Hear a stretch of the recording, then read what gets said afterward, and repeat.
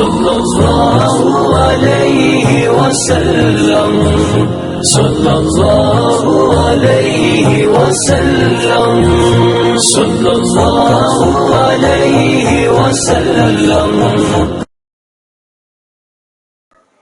حضور سرور کونین محمد رسول اللہ صلی اللہ علیہ وسلم کی جب عمر 8 سال ہوئی تو حضور صلی اللہ علیہ وسلم نے اپنے چچا ابو طالب کے ساتھ شام کا سفر فرمایا۔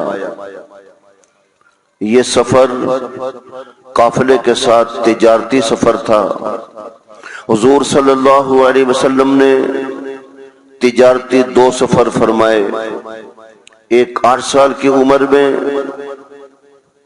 اپنے چچا ابو طالب کے ساتھ، اور دوسرا سفر 25 سال کی عمر میں حضرت خدیجہ الکبریٰ رضی اللہ تعالیٰ عنہ کا جب مال لے کر آپ سفر پہ تشریف لے گئے۔ اس سفر میں حضور علیہ الصلوۃ والسلام کو بہت نفع ہوا اور حضرت خدیجہ رضی اللہ تعالیٰ عنہ سے نکاح ہو گیا تھا واپسی پر۔ اللہ کے نبی علیہ الصلوۃ والسلام نے تجارت بھی فرمائی، بکریاں بھی چرائیں، امت کو بتایا روزی کمانے میں کوئی عیب نہیں، جو بھی کام کر سکتا ہے میرا امتی وہ کام کرے، کام کرنے میں عیب نہ سمجھے، حق حلال روزی کمانے میں اس کام کو عیب نہ سمجھے، میں یہ کام کیوں کروں۔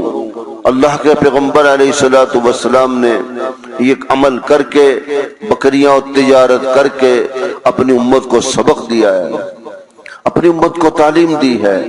اور بلکہ بکریاں تو ہر نبی نے چرائیں، ہر پیغمبر نے بکریاں چرائیں۔ حضور صلی اللہ علیہ وسلم جب 8 سال کے تھے تو مکہ سے قافلہ جایا کرتا تھا، تجارتی قافلہ، بلکہ قافلے جاتے تھے۔ مکہ کا مال یمن، شام اور بصرہ کی طرف فروخت کرتے اور وہاں سے لا کر مکہ میں فروخت کرتے۔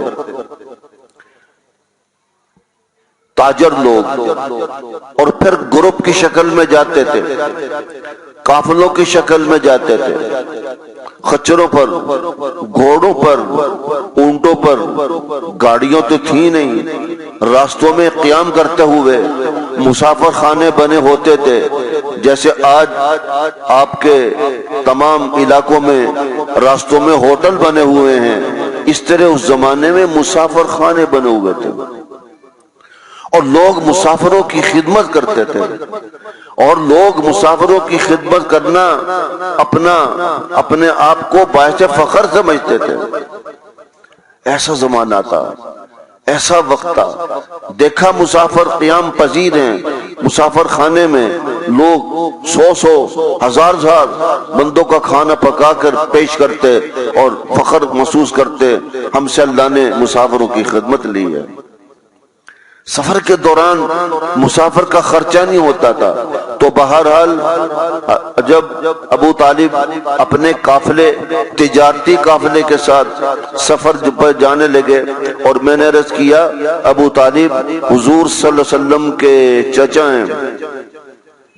4 چچا ایسے ہیں رسول اللہ صلی اللہ علیہ وسلم کے جنہوں نے نبوت کا زمانہ پایا، اور بھی ہیں جنہوں نے نبوت کا زمانہ پایا ہے، وہ 4 چچا ہیں، 2 ایمان لائے ہیں اور 2 ایمان نہیں لائے۔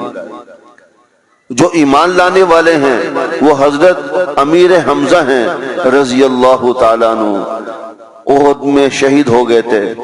صرف شہید نہیں ہیں، رسول اللہ صلی اللہ علیہ وسلم نے ان کو سید الشہداء فرمایا، شہداء کے امیر اور سردار۔ قیامت کے دن امیر حمزہ رضی اللہ تعالیٰ عنہ تمام شہیدوں کے سردار ہوں گے، آپ کے چچا ہیں رضی اللہ تعالیٰ عنہ۔ اور دوسرے چچا حضرت عباس ہیں رضی اللہ تعالیٰ عنہ۔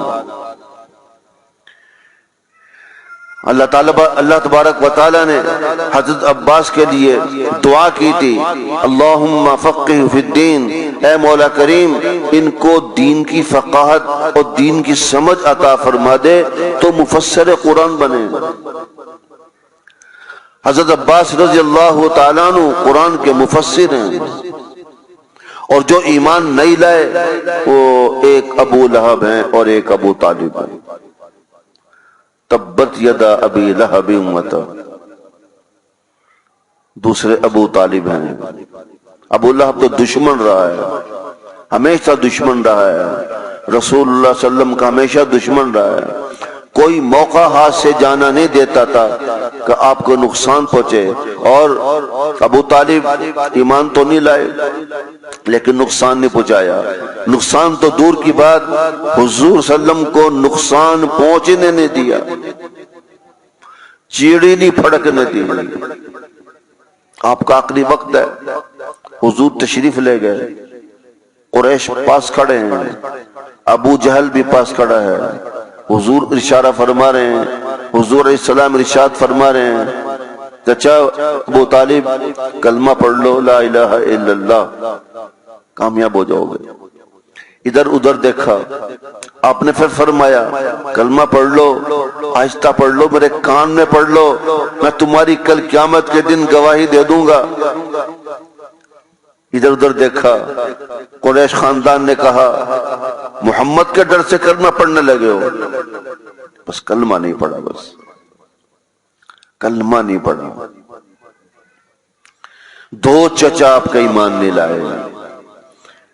حضور صلی اللہ علیہ وسلم کی 8 سال کی عمر سے کفالت شروع کی ہے، وفات تک کفالت کی ہے، وفات تک نگرانی کی ہے۔ یہ سفر بھی اسی حوالے سے ہے، جب ابو طالب اپنے قافلے تجارتی قافلے کے ساتھ سفر کرنے لگے، شام جانے لگے، تو ایک روایت کے مطابق ابو طالب خود یہ خواہش کرنا رکھتے تھے دل میں کہ میں محمد رسول اللہ اپنے بھتیجے کو ساتھ لے جاؤں، یہ میری آنکھوں سے اوجھل نہ ہو، میری آنکھوں سے غائب نہ ہو، میری ان کے درمیان جدائی نہ ہو۔ محبت بھی تھی، حفاظت بھی تھی، حفاظت محبت کی وجہ سے تھی، اور نقصان نہ پہنچے، میرے عدمی موجودگی میں نقصان نہ پہنچے، رفاقت نہ ہو، میری رفاقت میں رہیں، میری معیت میں میرے ساتھ رہیں۔ حضور نبی کریم علیہ السلام نے خود بھی فرما دیا چچا میں نے بھی ساتھ سفر کرنا ہے، میں نے بھی ساتھ جانا ہے۔ ابو طالب نے اس کو قبول کر لیا، ٹھیک ہے میرے بھتیجے، محمد رسول اللہ صلی اللہ علیہ وسلم کو بھی ساتھ لے کے جائیں گے۔ بہرحال حضور صلی اللہ علیہ وسلم اپنی اس عمر میں تجارتی قافلے کے ساتھ ابو طالب کے ساتھ چل دیے، اور دوسرا بھی قابلہ تھا، بڑے بڑے اکابرین قریش خاندان کے اس قافلے کے اندر تھے، ابو بکر صدیق بھی تھے رضی اللہ تعالیٰ عنہ، تقریباً 2 سال عمر کم تھی ابو بکر کی۔ حضور علیہ السلام 8 سال کے تھے تو وہ 6 سال کے تھے، ان سے بھی بچے تھے۔ پورے قافلے میں سب سے چھوٹی عمر کے 2 تھے، محمد رسول اللہ اور ابو بکر صدیق رضی اللہ تعالیٰ عنہ۔ یہ نہیں پتا تھا آرام بھی اکٹھے کریں گے، یہ نہیں معلوم تھا ابھی تک کہ یہ کندھوں کو سواری بنیں گے، ابھی تک یہ نہیں معلوم تھا کہ یہ غار میں ان کو معیت حاصل ہوگی، یہ نہیں پتا تھا یہ خلیفہ اول ہیں، یہ نہیں معلوم تھا کہ کائنات میں حضور علیہ السلام کے بعد اگر مقام اور مرتبہ ہوگا تو وہ ابو بکر صدیق کا ہوگا، ابھی تک معلوم نہیں تھا۔ چلے گئے، سفر میں چلے گئے، بصرہ کے باہر، شام اور بصرہ کے باہر خولان ایک علاقہ ہے، وہاں آپ علیہ السلام سفر کے اس قافلے کے ساتھ وہاں آپ دور سے آئے تو ایک شخص تھا ایک شخص تھا عالم تورات کا، انجیل کا، بہت بڑا عالم تھا، جس کا نام روایات میں بحیرہ بتایا گیا ہے۔ یہود کے عالم کو، عیسائیوں کے عالم کو راہب کہا جاتا تھا اور کہا جاتا ہے۔ نام اس کا بحیرہ تھا۔ بحیرہ راہب بہت بڑا گرجا تھا اس حولان کے علاقے میں، جگہ کا نام ہے بصرہ سے باہر، وہاں یہ انچارج تھا اور وہاں یہ پرنسپل تھا اور وہاں یہ نگران تھا، متولی تھا، وہیں رہتا تھا، اور بھی لوگ پادری رہتے تھے۔ اس نے دیکھا حضور صلی اللہ علیہ وسلم کے قافلے کو، ابو طالب ہیں اور سرداران قریش کے بڑے اکابرین ہیں، رسول اللہ علیہ وسلم کو دیکھا ہے، بچہ ساتھ ہے، تو یہ وہاں سے اپنے گرجے سے اتر کر نیچے آیا، باہر آیا، قافلہ ٹھہر گیا، قافلہ ٹھہر کا محمد الرسول اللہ کو دیکھتا رہا، اور اس نے دیکھ کر معلومات کر لی۔ اللہ تبارک و تعالیٰ نے تورات میں حضور علیہ الصلوۃ والسلام کی پیشن گوئیاں بھی فرمائی اور علامات بھی فرمائی، سر سے لے کے پاؤں تک نبی علیہ الصلوۃ والسلام کا حلیہ مبارک اللہ تعالیٰ نے بیان فرمایا، ایسے ہوں گے، ایسے ہوں گے، ایسے ہوں گے، اور بہت سی باتیں اس راہب بحیرہ راہب نے، وہ جو علامات اس نے پڑھی تھی، عالم تھا، تورات اور انجیل کا عالم تھا، جو پڑھی تھی آخر الزمان پیغمبر کی پیشن گوئیاں اور علامات جو اس نے پڑھی ہوئی تھی، وہ محمد رسول اللہ کے اندر دور سے دیکھ لی، ان کو معلوم کر لیا۔ جب یہ قافلہ وہاں پر ٹھہرا تو سارے قافلے کی اس نے دعوت کا اعلان کیا کہ میں تم سب کی آج دعوت کرنا چاہتا ہوں، اسی حولان جگہ میں آپ ٹھہریں اور میں آپ کی دعوت کرنا چاہتا ہوں، میری دعوت قبول کر لیں تو میرے لیے بڑا باعث اجر ہوگا، باعث فخر ہوگا۔ قبول کر لی، ابو طالب بڑے تھے، قبول کر لی۔ روایات میں ہے کھانا پکایا، کئی سو ہزار تک لوگ تھے، کھانا کھلایا۔ حضور نبی کریم علیہ الصلوۃ والسلام کوئی ڈیوٹی ابو طالب نے اور پورے قافلے نے گھوڑوں پہ لگا رکھی تھی کہ یہ گھوڑے بدے ہوئے، ان کو کوئی نقصان نہ پہنچائے، گھوڑوں کو نقصان نہ پہنچائے، چوری نہ ہو جائے، نقصان نہ پہنچائے، کھل نہ جائے، آپ یہاں۔ جب بحیرہ راہب نے کھانا رکھا اور کھانا پیش کیا تو اس نے پوچھا آپ کے ساتھ ایک بچہ تھا، وہ کہاں ہے؟ ابو طالب نے کہا ان کی ڈیوٹی ہے گھوڑوں پر، نگرانی ہے گھوڑوں پر۔ بحیرہ راہب نے کہا اس کو بھی بلاؤ، اس کھانے میں، اس دسترخوان میں اس کو بھی بلاؤ۔ ان لوگوں کو کیا پتا راہب کی، بحیرہ راہب کی نگران جو ہے نظر تھی وہ اسی بچے پر تھی جس کو وہ دیکھ چکا تھا۔ ان میں ایک شخص اٹھا، حکم ہوا اور ان کو محمد رسول اللہ کو دسترخوان پہ لے آیا، بھئی آپ کو بھی بلایا جا رہا ہے۔ حضور صلی اللہ علیہ وسلم تشریف لے آئے۔ بحیرہ راہب نے حضور علیہ الصلوۃ والسلام کو دیکھ کر کہا سید رسول العالمین، سید رحمت للعالمین، یبعث اللہ رحمت للعالمین، سید العالمین۔ یہ آخر زمان پیغمبر ہیں، آخر زمان پیغمبر ہیں اور رحمت للعالمین پیغمبر ہیں، آخری پیغمبر ہیں جن کو اللہ نے بھیجا، یہ آخری پیغمبر ہیں۔ 8 سال کا بچہ علامات دیکھ کر، وہ بحیرہ راہب علامات دیکھ کر لوگوں کو بتا رہا ہے، تمام لوگوں کو بتا رہا ہے کہ جو آخر الزمان پیغمبر کی اللہ تبارک و تعالیٰ نے تورات میں پیشن گوئی فرمائی، علامات بتائیں، انجیل میں علامات بتائیں، پیشن گوئی بتائیں، مجھے ان علامات اور پیشن گوئیوں کو دیکھ کر، سمجھ کر، پڑھ کر سمجھ میں آ رہی ہے بات، وہ آخر الزمان پیغمبر یہی بچہ ہے۔ خود بتاتا ہے، بحیرہ راہب خود بتاتا ہے، یہ قافلہ خود بتاتا ہے، ابو طالب خود کہتے ہیں، محمد رسول اللہ خود اپنے زبان سے بیان کرتے ہیں صلی اللہ علیہ وسلم، اس نے میری علامات کیا کیا دیکھی،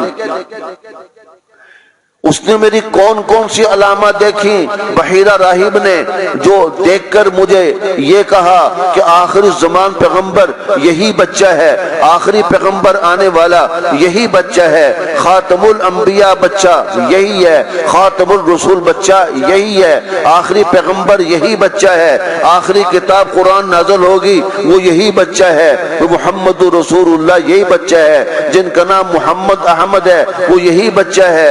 اس بحیرہ راہب نے علامت دیکھی، ایک علامت یہ دیکھی، لوگوں نے پوچھا اس سے کہ تو نے کون سی علامت دیکھ کر کہا ہے کہ یہ آخر الزمان پیغمبر ہے، یہ خاتم الرسول ہے، خاتم الانبیاء ہے، غمخوار پیغمبر ہے، آخری پیغمبر ہے، اس کے بعد کوئی نبی نہیں آئے گا، خاتم النبیین یہی محمد الرسول اللہ ہیں صلی اللہ علیہ وسلم، تو نے کون سی ان کے اندر علامات دیکھی ہیں جو یہ تو نے بتایا ہے؟ کہنے لگا میں نے ایک علامت یہ دیکھی، جب یہ قافلہ آ رہا تھا اور یہ بچہ قافلے کے اندر تھا تو سارا قافلہ الگ تھا، اس قافلے میں اس بچے کے اوپر بادل کا سایہ تھا، میں نے خود دیکھا ہے۔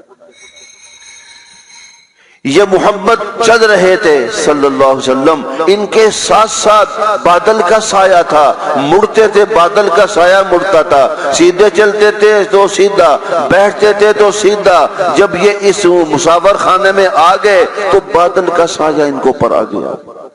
اتنا بڑا قافلہ ہے، اتنے لوگ ہیں، کسی کے اوپر سایہ، یہ پیغمبر اور نبی کے علاوہ کسی اور کے ساتھ نہیں ہو سکتا۔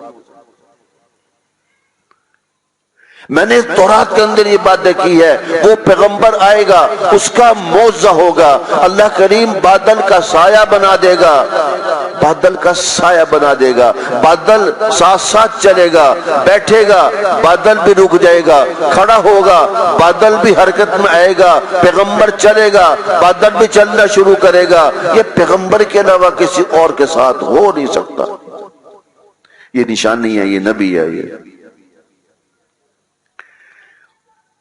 راہب کہنے لگا اور میں نے یہ بھی اپنے آنکھ سے دیکھا، جب یہ قافلے کے ساتھ آ رہے تھے تو میں نے اپنی آنکھ سے دیکھا فلاں فلاں درخت جھک کر اس کو سلام کیا ہے، میں نے آنکھ سے دیکھا ہے، درخت اپنی جگہ پہ کھڑا ہے۔ جب یہ قافلہ قریب آیا اور قافلے کے اندر یہ بچہ جب اس درخت کے قریب آیا، وہ درخت اس بچے کے آگے جھک کر اس نے سلام کیا، اس کے ٹہنیاں، اس کی ٹہنیاں، اس کی پوری جڑ تنا پورا جھک گیا، اور جب یہ قافلہ آگے گزر گیا اس درخت کی ٹہنیاں اور اس درخت کا تنا سیدھا کھڑا ہو گیا۔ کہنے کہ یہ پیغمبر کے علاوہ کسی اور کے ساتھ نہیں ہو سکتا، یہ پیغمبر کا معجزہ ہوتا ہے، آخر الزمان کا، آخر الزمان پیغمبر کا یہ معجزہ ہوگا۔ میں نے تورات میں پڑھا ہے جب وہ پیغمبر کہیں سے گزرے گا تو اس کو درخت سلام کریں گے، اس کے آگے درخت جھک جائیں گے، پہاڑ جھک جائیں گے، ریزہ ریزہ جھک جائے گا، دیواریں جھک جائیں گی۔ میں نے یہ علامات دیکھی ہیں، پڑھی ہیں، تو آج میں نے دیکھی ہیں، اور میں نے یہ بھی دیکھا ہے جب یہ پہاڑ کے آگے سے گزرے اتنا بڑا پہاڑ میں سمجھا گرنے لگا ہے، مگر وہ گرا نہیں ہے، جب یہ بچہ پہاڑ کے آگے سے گزرا تو پہاڑ جھک گیا اور پہاڑ نے سلام کیا۔ راہب کہنے لگا یہ پیغمبر کے علاوہ کسی اور کے ساتھ ہو نہیں سکتا، درخت جھک کر سلام کرے، پہاڑ جھک کر سلام کرے، در و دیوار جھک کر سلام کرے، اور سایہ بادل کا ساتھ ساتھ چلے، یہ پیغمبر کا معجزہ ہو سکتا ہے، یہ پیغمبر کے ساتھ ہو سکتا ہے، عام آدمی کے ساتھ ہو نہیں سکتا۔ میں نے اس لیے کہا یہ آخر الزمان بچہ پیغمبر ہے۔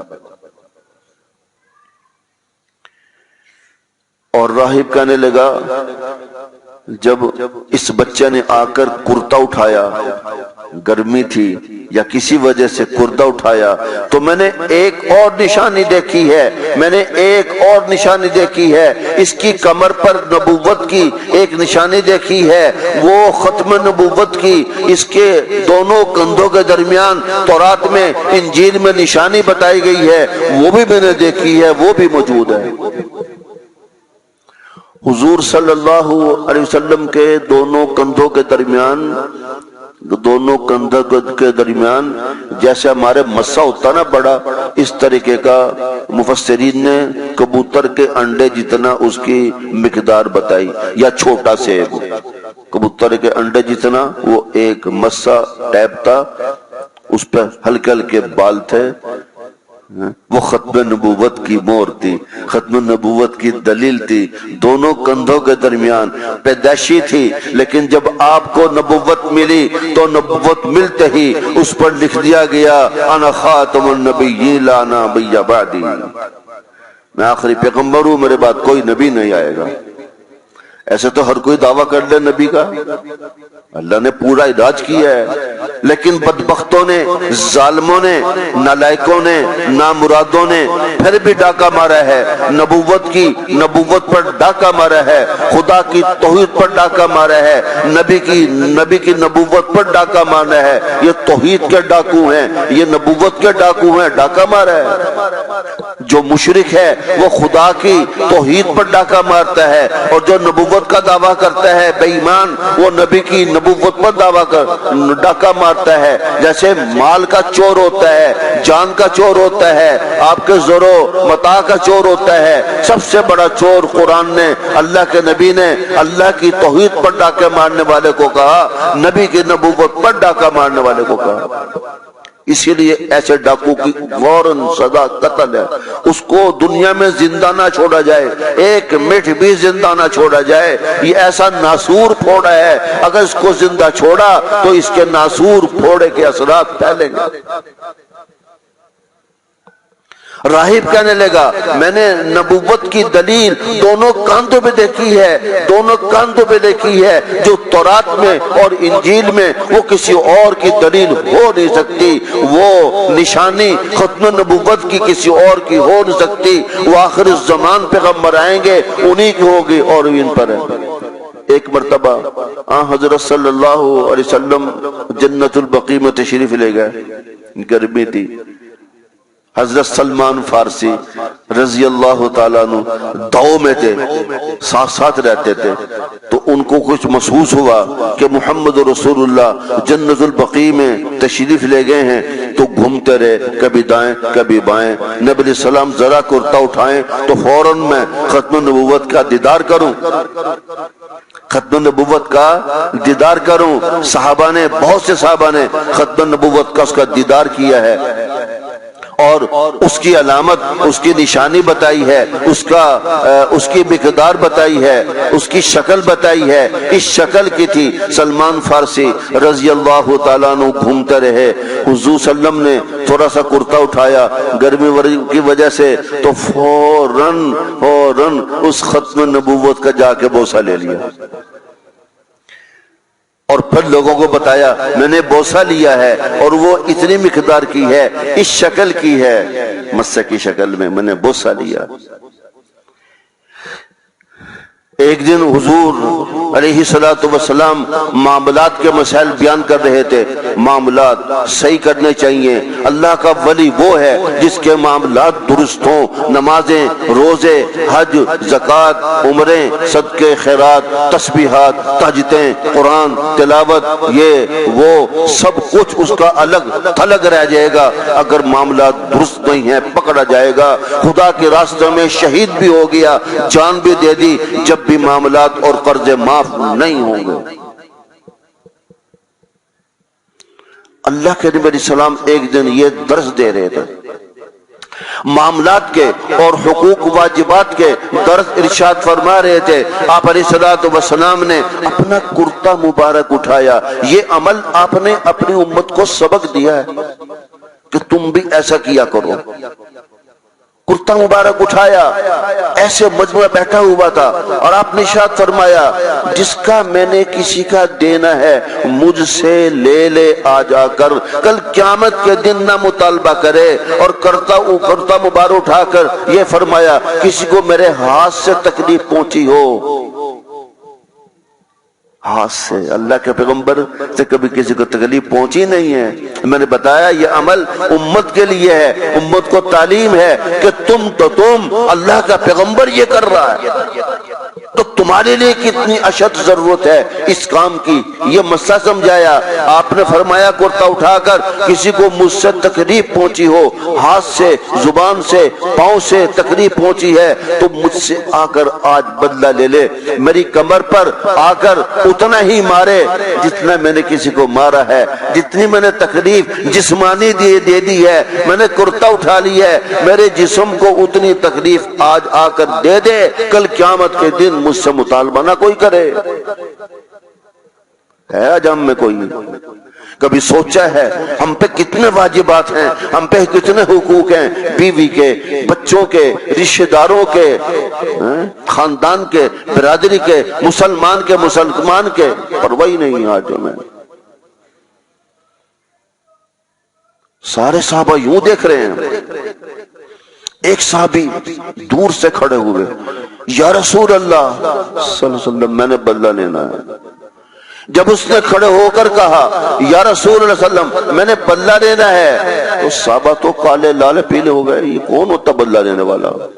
چلو اللہ کے پیغمبر سے کبھی تکلیف پہنچی بھی ہوگی تو تیری کیسے جرأت ہوئی آج مجمع کے اندر یہ کہنے کہ میں نے بدلہ لینا ہے؟ تیرا حوصلہ کیسا؟ مگر نبی علیہ الصلوۃ والسلام کے سامنے کسی کی جرأت نہیں، آنکھ بھی اٹھائے، پوچھنا تو دور کی بات ہے۔ حضور نے فرمایا آ جا، آ کے مجھ سے تو بدلہ لے لے۔ یوں کر کے آیا درمیانی چال سے اور آ کر پیچھے کمر پہ بیٹھ گیا، ایک دو سیکنڈ بیٹھ کر اس نے نبی پاک علیہ الصلوۃ والسلام کی ختم نبوت کا بوسہ لیا اور بوسہ لے کر چلتا بنا۔ حضور نے فرمایا آیا تو کہتا میرے بدلہ لینا ہے۔ وہ صحابی کہنے لگے یا رسول اللہ صلی اللہ علیہ وسلم میرے ماں باپ آپ پہ قربان، میری اولاد آپ پر قربان، میرے والدین آپ پہ قربان، ہر چیز آپ پہ قربان، میری جان آپ پر قربان۔ حضور ہمیں آپ نے کب ستایا ہے، کب تکلیف دی ہے؟ حضور اللہ کے رسول آپ تو رحمت للعالمین ہے۔ میری خواہش تھی جب سے میں نے ہوش سنبھالا ہے، میری خواہش تھی میں ختم نبوت کی وہ نشانی دیکھوں جو کندھوں پہ آپ کے اللہ نے پیدا فرما دی ہے، وہ مجھے اللہ نے آج موقع دیا ہے، میں نے بدلہ کہاں لینا تھا؟ اللہ حضور نے فرمایا جا چلا جا بیٹھ کے۔ کتنے یہ خوش نصیب صحابی ہیں، کتنے خوش نصیب صحابی ہیں۔ بات ادھر چلی گئی، میں بتا رہا تھا وہ جو بحیرہ راہب ہے اس نے کہا میں نے اس بچے کو، اس کی عمر چھوٹی سی ہے، 8 سال ہے، میں نے آخر الزمان پیغمبر جو تورات میں انجیل میں پڑھی ہیں میں اس کا عالم ہوں، جو میں نے نشانیاں پڑھی ہیں وہ نشانیاں اس بچے کے اندر پائی جا رہی ہیں، یہ پیغمبر کے علاوہ ہو نہیں سکتا۔ درخت کو دیکھا اس نے سجدہ کیا، میں نے پہاڑ کو دیکھا اس نے سجدہ نہیں جھکا اور جھک کر اس نے سلام کیا، میں نے در و دیوار دیکھے وہ جھک کر سلام کر رہے ہیں، اور میں نے دیکھا بادل کا سایہ، جہاں جہاں یہ بچہ چلتا ہے وہاں سایہ ہوتا ہے۔ یہ علامات، یہ معجزہ پیغمبر کے علاوہ کسی اور کا ہو نہیں سکتا۔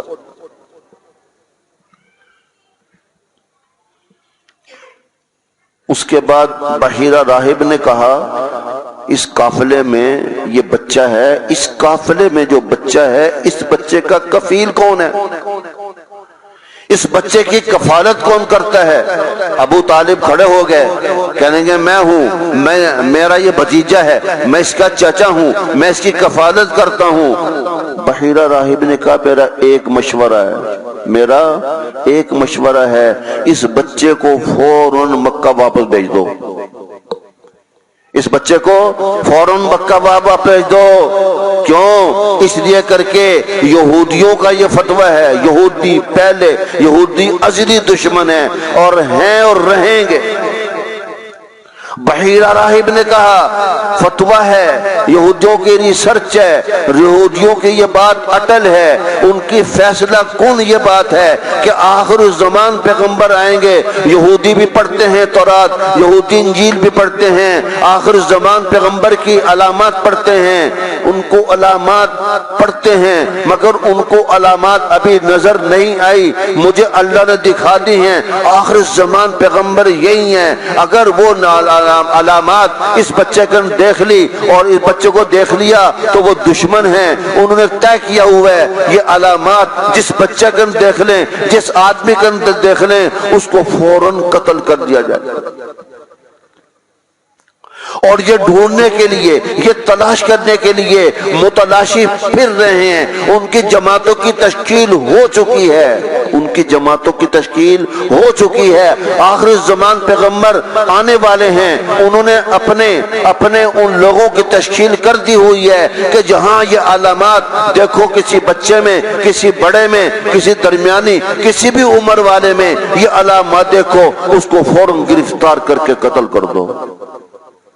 بحیرہ راہب کہنے لگا خدا کے لیے اس بچے کو مکہ واپس بھیج دو، کہیں ایسا نہ ہو یہودی آ جائیں، ان کا قافلہ آ جائے، جیسے تم قافلے کے ساتھ، تجارتی قافلے کے ساتھ آئے ہو، اسی طرح ان کے قافلے، ان کے اپنی زبان میں تبلیغی قافلے پھر رہے ہیں اور ڈھونڈ رہے ہیں اس طریقے کا۔ تو آپ ایسا کریں، ابو طالب کو کہا اس کو واپس کر دیں۔ ابو طالب کی بات سمجھ میں آ گئی، ابو طالب کی بات ان کی سمجھ میں آ گئی۔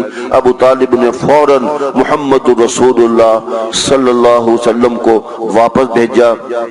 ان کے اندر ابو بکر صدیق بھی تھے رضی اللہ تعالیٰ عنہ، جو 2 سال چھوٹے تھے۔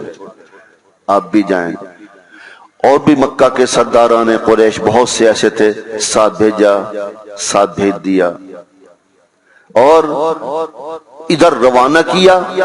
ادھر 7 آدمی وہیں حولان جگہ مسافر خانہ میں آ گئے، یہودیوں کے 7 آدمی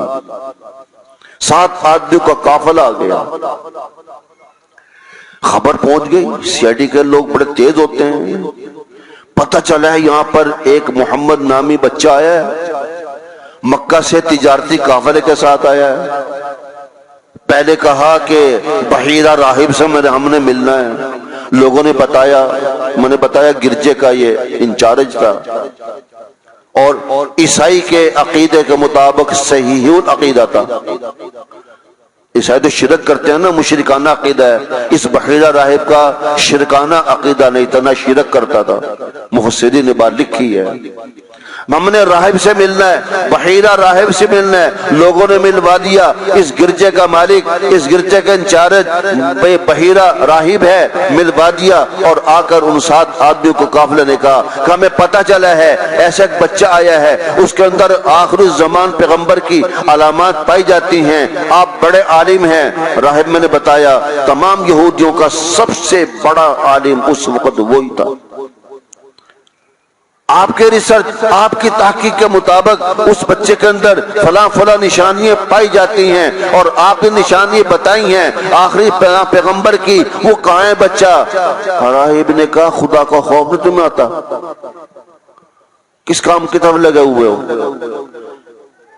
آخر الزمان پیغمبر کی نشانیاں پائی جاتی ہیں یا نہیں پائی جاتی ہیں، تم کس کام کی طرف لگے ہوئے؟ تمہیں خدا کا خوف نہیں ہے، تمہیں مرنا نہیں ہے، تمہیں خدا کے عذاب کا ڈر نہیں ہے۔ پہلی قومیں تباہ ہو گئی ہیں۔ تو آخری زمان پیغمبر جب آئے گا تو وہ آ کر رہے گا۔ اللہ نے جو پیشانیاں پیشن گوئیاں کی ہیں وہ سچ کی ہیں، وہ پیغمبر آ کر رہے گا، نہ تم کچھ کر سکتے نہ میں کچھ کر سکتا۔ کون سے کام کی طرف لگے ہوئے؟ اچھے کام کرو، یہ غلط طریقہ ہے، غلط راستے پہ چل رہے ہو، غلط ٹائم ضائع کر رہے ہو۔ ان کو سمجھایا، اتنا سمجھایا کہ ان کے آنسو نکلوا دیے، خدا کا خوف دلوایا۔ بحیرہ راہب نے ان کے آنسو دلوا دیے اور توبہ طائب ہو گئے۔ یہاں تک روایت میں لکھا ہوا ہے आयत दुश्मन बनकर मोहम्मद रसूलुल्लाह की निशानी है। उस बच्चे की देखने के लिए आए थे कि वो आखिरी पैगंबर की निशानी है वाकई उस बच्चे के अंदर पाई जा रही हैं या नहीं पाई जा रही हैं। अगर पाई जा रही हैं तो हम अभी पकड़ के ले जाएं और शहीद कर दें। आए थे इसलिए, मगर जब राहिब ने उनको तरहीब दी, उनको डराया, उनको तखफीफ दी और उनको खुदा के अज़ाब से डराया, अल्लाह का दिल में उनका डर बिठाया, आखिरत की याद तो रोना शुरू हो गए और कहने लगे हम ईमान लाते हैं, हम अब तौबा करते हैं। हमें जो इस तश्कील की तरफ किया गया, जो हमारी तश्कील की गई है, हम इस तश्कील से तौबा करते हैं। वहीं मुरीद हो गए, राहिब के बैत हो गए, वहीं रहना शुरू कर दिया, तौबा ताइब हो गए। मोहम्मद रसूलुल्लाह सल्लल्लाहु अलैहि वसल्लम वापस मक्का तशरीफ ले गए और अबू तालिब ने वापस जाकर कहा तुम्हारे पीछे इस तरीके से यहूदी लगे हुए हैं, तुमने आज के बाद सफर नहीं करना। तो हमारे नबी सल्लम का सफर ये 8 साल था तिजारती, और फिर 25 साल के बाद 25 साल की उम्र में हजरत खदीजा रज़ियल्लाहु ताला अन्हा का जो माल लेकर तिजारती काफिले में आप तशरीफ ले गए, दूसरा सफर आपका वो था। तो मेरे भाइयों, हमें इलाहे अमल दिया गया है। हमारे नबी सल्लम के दुश्मन यहूदी और ईसाई हैं और ये अजल से हैं। इनकी दुश्मनी अल्लाह के नबी से अजल से है। एक दफा इस वाक़े के बाद राहिब से, बहीरा राहिब से लोगों ने पूछा कि यहूदी उस आखिरी जमान पैगंबर के पीछे हाथ धोकर क्यों पड़े हुए हैं, उनको क्यों ढूंढ रहे हैं, उनके मुतलाशी क्यों बने हुए हैं, आखिर क्या वजह है, उनको क्या नुकसान पहुंचने वाला है, उनको उनसे क्या तकलीफ पहुंचने वाली है, उनको उनसे क्या जरूर तकलीफ पहुंचने वाली है कि जिसकी वजह से वो आखिरी पैगंबर को ढूंढ रहे हैं, आखिरी जमान पैगंबर को तलाश कर रहे हैं और उनको पकड़कर शहीद करने के दरपे हैं। आखिर उनको कोई परेशानी, कोई मुसीबत, कोई तकलीफ उस आखिरी पैगंबर तक पहुंचेगी तो वो इसके मुतलाशी हैं, आखिर क्या वजह है। राहिब बड़ा इल्म वाला, बड़ा समझदार था। राहिब ने कहा इसलिए उस आखिरी पैगंबर को, आखिरी ज़मान पैगंबर को ढूंढ रहे हैं, इसलिए उसके मुतलाशी हैं, इसलिए उसकी निशानियां ढूंढ रहे हैं कि उसके अंदर ये भी है, पेशन गोइयों में तौरात के अंदर ये भी है कि जब आखिरी पैगंबर आएगा, आखिरी ज़मान पैगंबर आएगा, उसका नाम मोहम्मद होगा, उसका नाम अहमद होगा, ये निशानियां होंगी। 40 साल की उम्र पर नबुव्वत मिलेगी। जब उनको नबुव्वत मिलेगी तो यहूदियों की, ईसाइयों की, सबकी हुकूमतें खत्म हो जाएंगी। यहूदियों ने बैठकर यह फैसला किया है कि आखिरी ज़मान पैगंबर आकर हमारी हुकूमत को खत्म कर देगा। तमाम पादरियों ने, तमाम ईसाइयों ने बैठकर यह फैसला किया है वो आखिरी पैगंबर आकर हमारी नबुव्वत को, हमारी हुकूमत को खत्म कर देगा, तो क्यों ना उसी को खत्म कर दिया जाए। ये कुर्सी ऐसी खतरनाक बला है।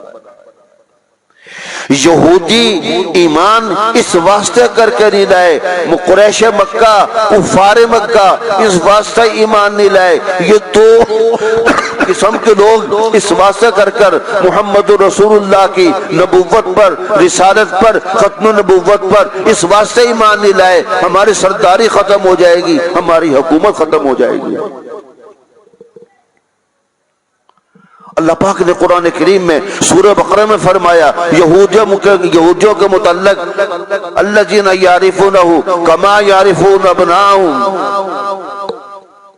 अल्लाह फरमाते हैं जो यहूदी आपकी नबुव्वत पर, आपकी रिसालत पर, आपकी खत्म नबुव्वत पर ईमान नहीं ला रहे, इसलिए नहीं ला रहे, ये वजह नहीं है कि आपको वो पहचान नहीं रहे, आपकी मार्फत नहीं है, आपको पहचान नहीं कर रहे, आपकी निशानियां आपके अंदर नहीं पाई जा रही, आपकी निशानियां तौरात में नहीं मिली, या आपके अंदर वो निशानियां जो इन्होंने पढ़ी हैं नहीं पाई जा रही, इस वास्ते ईमान नहीं ला रहे। अल्लाह फरमाते हैं ये आपको पहचानते हैं, आपकी पेशन गोई जो तौरात में की गई वो आपको देखकर पहचानते हैं, मालूम है, पेशन गोई मालूम है, निशानियां मालूम है, अलामत मौजूद हैं। ये ऐसे पहचानते हैं आपको जैसे कोई शख्स अपने बेटे को जल्दी से पहचान लेता है। اتنی واضح نشانیاں ہیں آپ کے سر مبارک سے لے کے پاؤں مبارک تک آخر الزمان پیغمبر کی نشانیاں اللہ نے تورات میں اس انداز سے، اس طریقے سے، اتنی وضاحت کے ساتھ کھول کر بیان فرما دی کہ جو بھی آپ کا چہرہ مبارک سر سے پاؤں تک ایک مرتبہ دیکھتا تھا، ایمان کی عینک سے وہ فوراً کلمہ پڑھ لیتا تھا، لا الہ الا اللہ محمد رسول اللہ صلی اللہ علیہ وسلم۔ اتنی واضح نشانی اللہ نے تورات میں بیان فرمائی۔ تو اللہ فرما رہے ہیں اس لیے ایمان ان کا لانا یہ نہیں ہے، اس واسطے ایمان نہیں لا رہے کہ ان کو نشانیاں معلوم نہیں ہیں۔ نشانیاں اتنے واضح ہیں کہ ایک آدمی کا بیٹا دور گیا ہو اور وہ آ جائے، بتائیں اپنے بیٹے کو باپ کتنی جلدی پہچانتا ہے؟ ایک سیکنڈ لگتا ہے۔ جب محمد رسول اللہ صلی اللہ علیہ وسلم کا یہ چہرہ مبارک دیکھتے ہیں، سر مبارک پاؤں مبارک سے ایک نظر لگاتے ہیں، ایک نظر دیکھتے ہیں تو فوراً پہچان لیتے ہیں آخر الزمان پیغمبر یہی ہیں محمد رسول اللہ صلی اللہ علیہ وسلم۔ بس ایمان اس واسطے نہیں لا رہے، نبوت کو تسلیم اس لیے نہیں کر رہے، ختم رسالت کو، ختم نبوت کو اس لیے تسلیم نہیں کر رہے ہماری حکومت چلی جائے گی، ہماری سرداری چلی جائے گی۔ کوئی تکبر کی بنا پر ایمان نہیں لایا، کوئی سرداری حکومت ختم ہو جائے گی اس خطرے کی بنا پر ایمان نہیں لایا، کوئی ہمارے پاس مال دولت نہیں رہے گا اس واسطے ایمان نہیں لایا، کوئی اس واسطے ایمان نہیں لایا ہم اپنی چاہت کی، اپنی من چاہی زندگی گزار رہے ہیں، اپنی خواہش کے مطابق زندگی گزار رہے ہیں، گانوں میں، بجانوں میں، بدماشیوں میں، عیاشی فحاشی میں اپنی مرضی کی زندگی گزار رہے ہیں۔ نبی پر ایمان لائیں گے تو نبی ہم پہ پابندیاں لگا دے گا، کوئی اس واسطے کر کے ایمان نہیں لایا۔ اللہ نے قرآن نے بتایا ہے جو ایمان نہیں نہ لائے اللہ نے ان کی وجہ بیان فرمائی ہے اور ان کا پول کھول دیا ہے، اللہ نے ان کے دلوں کے راز کھول کر امت کو بتا دیے، اپنے محبوب کو بتائے۔ نبی پاک علیہ السلام غمگین ہو جایا کرتے تھے، انگلش میں ٹینشن لے لیتے تھے، ہائے یہ میرا امتی، ہائے یہ میرا امتی دوزخ میں جائے گا۔ آج ہے ہمیں کسی کو غم فکر، ہمارا مسلمان بھائی دوزخ والے کام کر رہا ہے، اس کی قبر خراب ہو رہی ہے، اس کو ہم سجائیں، سمجھائیں، روکیں، کچھ کہیں، عمل بالمعروف نہیں عن المنکر کا مطلب یہی ہے۔ آج ہے کسی کو فکر؟ یہ فکر پیغمبر دے گیا ہے، یہ سبق پیغمبر دے گئے ہیں۔ ہر مسلمان مرد عورت پہ ہر وقت رات ہو دن ہو، میرے بھائیوں آپ گھر میں ہو، محلے میں ہو، آپ بازار میں ہو، حضر میں ہو، سفر میں ہو، عمل بالمعروف نہیں ہے منکر ہر حال میں لازم واجب فرض ہے۔ اچھے کام خود بھی کرے، برے کاموں سے لوگوں کو روکے، برے کاموں سے خود بھی رکے، دوسروں کی بھی روکنے کی اپنی طاقت ہمت کے مطابق کوشش کرتا رہے۔ یہ کام ہر وقت فرض ہے، صرف مولویوں پہ تبلیغوں پر نہیں ہے، سب پہ ہے۔ تو نبی پاک علیہ الصلوۃ والسلام کے بارے میں نے بتایا یہ یہودیوں کا، تو راہب نے کھول کر بتایا، وضاحت کر کے بتایا کہ وہ اس واسطے کر کے ایمان ان کے پیچھے پڑے ہوئے ہیں، آخری زمان پیغمبر کی علامات مل جائیں ان کو گرفتار کر لیں، ان کو شہید کر دیں، کہ پیشن گوئی تورات کے اندر جہاں دوسری ہیں یہ پیشن گوئی بھی ہے کہ جہاں مل جائے ان کو شہید کر دو، کہیں ایسا نہ ہو ان کو نبوت ملے وہ آئیں تو ہماری حکومت ختم ہو جائے۔ اللہ سے ٹکراؤ کیا انہوں نے، اللہ سے لڑے ہیں۔ ایمان والوں کے لیے لاہیا عمل ہے اس واقعے کے اندر، اس قرآن کریم کی آیت کے اندر مسلمانوں کو لاہیا عمل دیا ہے کہ تمہاری نجات، تمہاری کامیابی، کامرانی، فلاح دنیا کی ہو آخرت کی ہو، رسول اللہ صلی اللہ علیہ وسلم کی پیروی میں، اتباع میں، آپ کے اسوہ حسنہ میں ہے، اس سے ہٹ کر ناکامی ہے۔ اگر کامیاب ہوتے تو یہود ہوتے کامیاب۔